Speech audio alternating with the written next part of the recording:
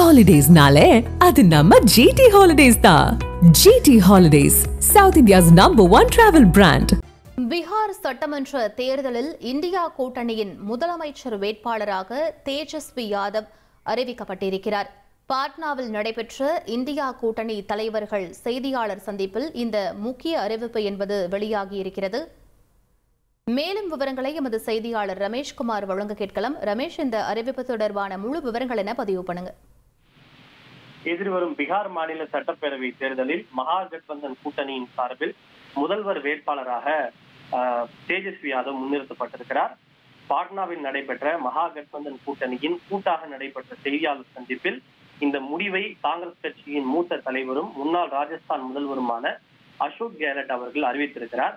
குறிப்பாக கடந்த சில நாட்களாகவே ராஷ்டிரிய ஜனதா தளம் மற்றும் காங்கிரஸ் கூட்டணியிடையே சற்று உரசல் போக்கு நீடிப்பதாக செய்தி வெளியானது. என்றால் தேர்தல் அறிவிக்கப்பட்டு இதுநாள் வரை ராகுல் காந்தியும் தேஜஸ்வி யாதவும் ஒரு கூட்டத்தில் கூட ஒன்றாக அவர்கள் எந்த பிரச்சாரத்தையும் மேற்கொள்ளவில்லை.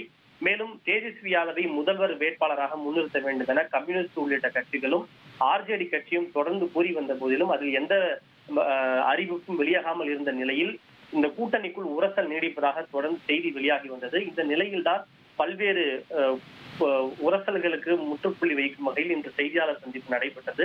அதில் அனைத்து தலைவர்களுடனும் கலந்து ஆலோசனை செய்து எதிர்வரும் பீகார் மாநில சட்டப்பேரவை தேர்தலில் மகாகட்பந்தன் கூட்டணியின் முதல்வர் வேட்பாளராக தேஜஸ்வி யாதவை முன்னிறுத்த அனைவரும் முடிவு செய்திருப்பதாக அசோக் கெலோட் அவர்கள் தெரிவித்திருக்கிறார். அவருக்கு நீண்ட எதிர்காலம் இருப்பதாகவும் கடந்த முறை கூட தேஜஸ்வி யாதவ் மிக சொற்பமான வாக்குகள் வித்தியாசத்தில் தான் வெற்றி வாய்ப்பை தவறவிட்டார். இந்த முறை நிச்சயமாக மகாகட்பந்தன் கூட்டணி வெற்றி பெற்று ஆட்சி அமைக்கும். தேசிய ஜனநாயக கூட்டணி என்பது ஜனநாயகத்திற்கு மிகப்பெரிய அச்சுறுத்தலாக திகழ்கிறது. பீகாரை பொறுத்தவரை விவசாயிகளாக இருந்தாலும் சரி அல்லது பத்திரிகையாளராக இருந்தாலும் சரி, யார் தேசிய ஜனநாயக கூட்டணி அரசை நோக்கி கேள்வி கேட்டாலும் அவர்கள் சிறைக்கு அனுப்பப்படுகிறார்கள்.